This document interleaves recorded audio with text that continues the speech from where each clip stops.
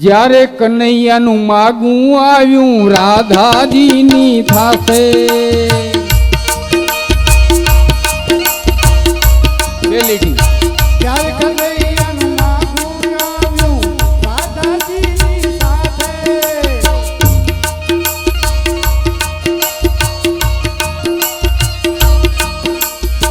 કાનાજીની માએ જોને તરત જ પાડી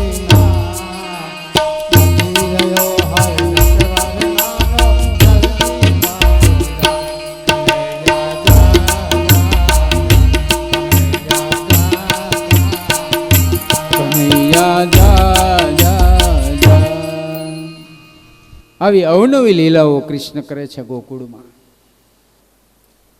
અને માતાઓને દીકરાને પરણાવવાની હોંશે બહુ હોય, એને જલ્દી સાસુ થવાની હોંશ ઘણી હોય, પછી તો જે થાય એ ભલે. સાસુ વહુનો સંબંધ અદ્ભુત છે, મા અને દીકરી જેવો છે. આગળના જમાનાની અંદર જે હતું તે, પણ અત્યારે જે પરણીને પુત્રવધુ આવે છે એ પોતાની મામાં અને સાસુમાં કાંઈ ભેદભાવ રાખતા જ નથી. આવો સમય છે અત્યારે.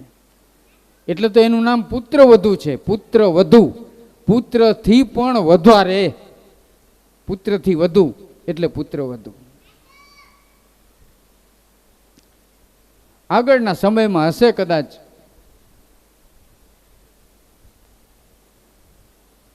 આગળ તો અત્યારે તો જોડાવે જ છે. સગાઈ કરવી હોય એટલે દીકરા અને દીકરીની કુંડળી મેળવવામાં આવે. કુંડળી, એનું યોગ જોવામાં આવે, કેટલા ગુણ મળે છે એ જોવામાં આવે, કે આ બધું બરાબર ચાલશે કે નહીં, સંતોષ થશે કે નહીં, પછી એનું દાંપત્ય જીવન કેવું રહેશે, આ બધું કુંડળીમાં જોવામાં આવતું. પણ એક સંતે કહ્યું કે દીકરા અને દીકરીની કુંડળી મેળવવીને જોવીને એના કરતાં સાસુ અને વહુની કુંડળી મેળવો હોય કે એ બરાબર જો મળી જાય તો ભયો ભયો. આગળની વાત છે, અત્યારની નથી. એ બરાબર મળવી જોઈએ. નાગપાંચમના દિવસે એક ઘરમાં દીકરાની વહુ સાસુમાં બેઠા હતા, એની પાસે ચારોલી, પિસ્તા, બદામ એમાં દૂધની અંદર મૂકી સરસ મજાનો દૂધનો કટોરો ભરી દૂધ બનાવ્યું અને સાસુમાં પાસે દૂધનો કટોરો લઈને આવ્યા. માં, બા, આ પી જાઓ. કેમ બેટા? આ દૂધ. કેમ દૂધ લઈ આવી? તો કે આજ નાગપાંચમ નથી. તો સાસુએ કહ્યું કે એ તો રાફડે રેડવા જવાય ને બેટા. તો કે તમારા જેવા ઘરમાં કાળા નાગ બેઠા હોય તો રાફડે ધક્કો ખાવાની ક્યાં જરૂર છે? તમે જ પી જાઓ.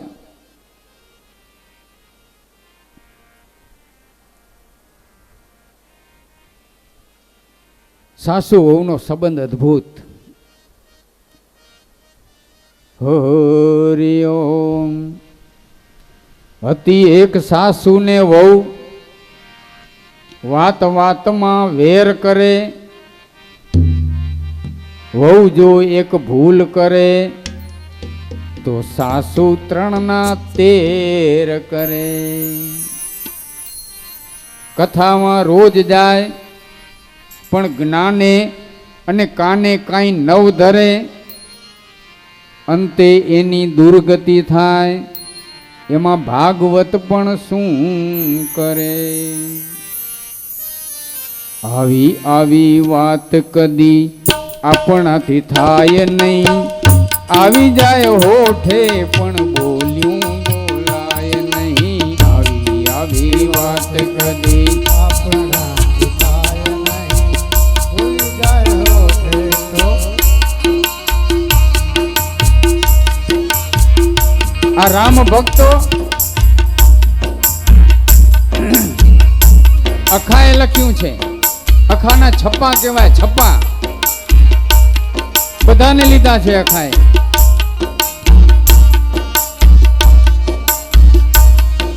અનીતિ અધર્મ કરી અને ડોક્ટર ખૂબ કમાણી કરે, સાચી ખોટી દવા કરી અને ગરીબોના ગળા કરે. કોઈ ડોક્ટર હોય તો માફ કરજો, આ તો જે ફરિયાદ કર્યું એ અખાને કરજો. કથામાં રોજ જાય પણ કાને કઈ નવ ધરે, પછી એની દુર્ગતિ થાય. એમાં આ સત્સંગ પણ શું કરે? આવી આવી વાત કદી આપણાથી થાય નહીં, આવી જાય હોઠે પણ બોલાય નહીં. આવી વાત કાંઈ આપણાથી થાય નહીં, આવી જાય હોતે બધાને એમ થતું હશે કે મહારાજ બધાને કહેતો, મહારાજનું કાંઈ નથી લખ્યું, અખાએ લખ્યું છે, મહારાજનું લખ્યું. હતા એક કથાકાર, ગામડે ગામડે કથા કરે, વાણી અને વિલાસમાં શ્રોતાઓના મન હરે. બીજાને દે જ્ઞાન પણ પોતે કાને કઈ નવ ધરે, અંતે એની પણ દુર્ગતિ થાય. એમાં આ ભાગવત પણ શું કરે? આવી આવી વાત કદી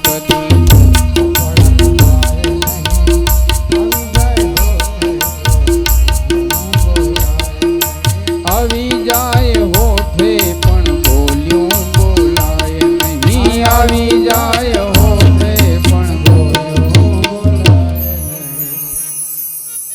યશોદા માને સાસુ થવાની બહુ ઉતાવળ, અને દરેક માતાને એવી હોશ હોય જ કે જલ્દી મારા દીકરાના લગ્ન થાય, ઘરે મારી પુત્ર વધુ આવે. ભગવાન પરમાત્મા ગોકુળ વાસીઓને આનંદની પ્રાપ્તિ કરાવે છે, અને કંસના મોકલેલા દૈત્યો એક પછી એક ગોકુળમાં આવે છે. બધા ગોકુળવાસીઓ ભેગા થયા, ગોકુળમાં ઉત્પાતો બહુ થાય છે. તો આપણે વૃંદાવનમાં રહેવા જઈ, અને બધા ગોકુળવાસીઓ પછી વૃંદાવનમાં રહેવા જાય છે. ત્યાં પણ ભગવાને વત્સાસુર, બકાસુર, અઘાસુર આ બધા દૈત્યોનો નાશ કર્યો છે. બ્રહ્માજીએ ભગવાનની પરીક્ષા લીધી, અને પછી બ્રહ્માજી ભગવાનની ક્ષમા માગી અને એમની પ્રાર્થના કરે છે. ભગવાન થોડા મોટા બન્યા છે, હવે ભગવાન ગાયો ચારવા માટે જાય છે. સૌથી પ્રથમ દિવસ કયો હતો? ભગવાન જે ગાયો ચારવા માટે ગયા એ પ્રથમ દિવસ હતો કારતક સુદ આઠમનો દિવસ હતો, જેને ગોપાષ્ટમી કહેવામાં આવે, ગોપાલાષ્ટમી. અને આ દિવસે આ કારતક સુદ આઠમથી એક વ્રત આરંભ થાય, જેને ત્યાં સંતાનમાં દીકરીઓ હોય, શાસ્ત્ર એમ કહે છે. અને કદાચ એને દીકરાની ઈચ્છા હોય, શાસ્ત્ર પ્રમાણે, સંતો પ્રમાણે અને આપણી સમજ પ્રમાણે, આપણા જ્ઞાન પ્રમાણે દીકરા દીકરીમાં ભેદ રાખવો જોઈએ નહીં. દીકરા દીકરીમાં કોઈ ભેદ રાખવો જોઈએ નહીં. પણ કદાચ કોઈને એવી ઈચ્છા હોય કે મારે ત્યાં સંતાનમાં દીકરીઓ છે, તો દીકરાનો જન્મ થાય, પુત્ર પ્રાપ્તિ થાય, તો એના માટે આ ભાગવતમાં વ્રત બતાવ્યું છે, ગોપાષ્ટમી વ્રત, ગોપાલાષ્ટમી. કારતક સુદ આઠમથી એ વ્રત પ્રારંભ થાય, અને ભગવાન જ્યારે આપણી મનોકામના પૂરી કરે ત્યાર પછી એ વ્રતનું ઉજવણું કરવામાં આવે છે. એટલે ભગવાન પ્રથમ કારતક સુદ આઠમના ગાયો ચારવા માટે ગયા, અને ભગવાન ગાયો ચારવા જાય ત્યારે કેવા લાગે છે? કવિએ લખ્યું, એક લીટી આપણે ગાઈ. છોટી છોટી ગૈયા, छोटे छोटे ग्वाल, छोटो सो मेरो गिरधर गोपाल. छोटी छोटी गैया, छोटे छोटे ग्वाल, छोटो सो हमारो गिरधर गोपाल.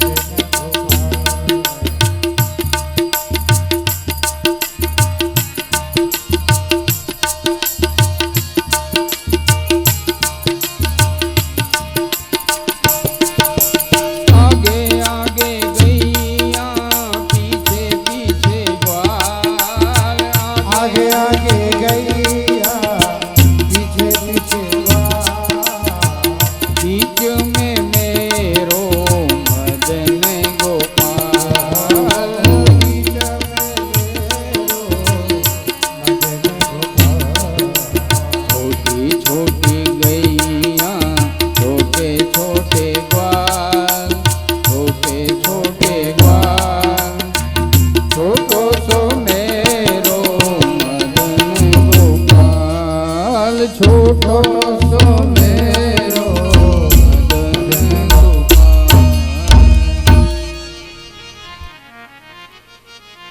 ત્યાર પછી આ ભાગવતમાં ભગવાને જે કાલીનાગને નાથ્યો એની કથા આવી. જમનાજીના જળમાં કાલીનાગ રહેતો હતો. બધાએ ફરિયાદ કરી કે ભગવાન આ જળ ઝેરી બની ગયું છે, કૃષ્ણ આનું કંઈક કરો. એક દિવસ ગેડી દાડાની રમત પોતાની સરખી વયના બાળકો સાથે ભગવાન રમતા હતા. શરત એવી કરી કે યમુનાજીના જળમાં જેના હાથે પણ ગેડી દડો જાય એ દડો જાય તો એ પોતે જ કાઢી આવે. ભગવાને જાણી જોઈને એવો ગેડીનો જોરથી ઘા કર્યો કે એના હાથે એ દડો યમુનાજીના જળમાં ગયો. બધા ગોવાડિયાના બાળકો કહે છે કે કૃષ્ણ આપણી શરત પ્રમાણે તમે જાઓ, એ દડાને કાઢી આવો. ભગવાન યમુનાજીના જળમાં ગયા. જળમાં યમુનાજીના જળમાં તો ભગવાન ગયા પછી ગોવાડિયાના બાળકોને બધાને ચિંતા થઈ કે ઓ આ તો જળ ઝેરી છે. બધા ગામમાં આવ્યા, બધાને વાત કરી. આખું ગોકુળ, આખી નગરી એ યમુનાજીના કિનારે આવ્યા. માતા યશોદા રુદન કરે, નંદબાબા ચિંતા કરે, મોટા મોટા બધા ગુવાડિયાઓ ઉપાધિ કરે છે કે આ જળ તો ઝેરી છે, આમાં કાનાને જવા શા માટે દીધા? પણ કૃષ્ણ પરમાત્મા તો ઊંડા જળમાં, અગાધ જળમાં જ્યાં કાલીનાગ રહેતો હતો ત્યાં કને ગયા એ કાર્ય સિદ્ધ કરવા માટે. નરસિંહ મહેતાનું એક પ્રસિદ્ધ પદ આપણે 2 લીટી ગાશું. હે જળ કમળ છાડી જાને વાળા, સ્વામી અમારો જાગ છે, જાગ છે, તને મારે છે, મને બાળ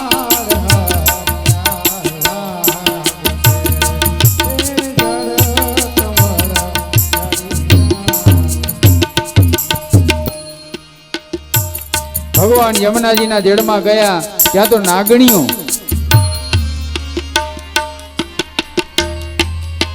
એ નાગની પત્નીઓ કૃષ્ણને કહે છે તું કોણ છો?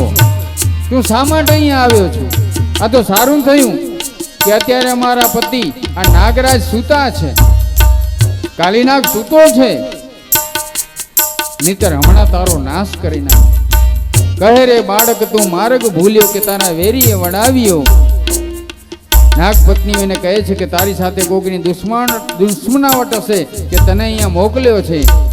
કૃષ્ણ કહે છે કે મને કોઈ અહીંયા નથી મોકલ્યો, હું નાગરાજને મળવા માટે આવ્યો છું, કાલીનાગને મળવા માટે આવ્યો છું. પદ બહુ મોટું છે, આ બધી કડીઓની અંદર આ બધું આવે છે. તમે તમારા પતિદેવને જગાડો. નાગણીઓ ખૂબ સમજાવે છે પણ કૃષ્ણ માનતા નથી. ચરણ ચાપી મૂછ મરણી, નાગણે નાગને જગાડ્યો, ઉઠો ને બલવંત કોઈ, બારણે બાળક આવ્યો.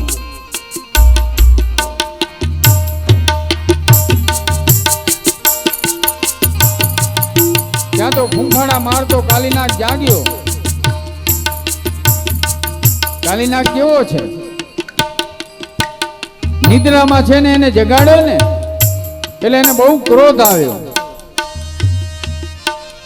પોતાના પતિદેવ એનું જાગરણ હોય, ઉજાગરો હોય અને એ સૂતા હોય અને પત્ની જગાડે એટલે એને ગુસ્સો આવે. કાંઈ જરૂરી કામ હોય તો ઠીક છે, પણ નહીંતર એને ગુસ્સો આવે. કેમ નીંદર ખરાબ કરી, કેમ નીંદર બગાડી મારી? એમ કાલીનાગને ક્રોધ આવ્યો. સહસ્ત્ર ફેણા ફૂંફવે જેમ ગગન ગાદ્યા હાથીઓ.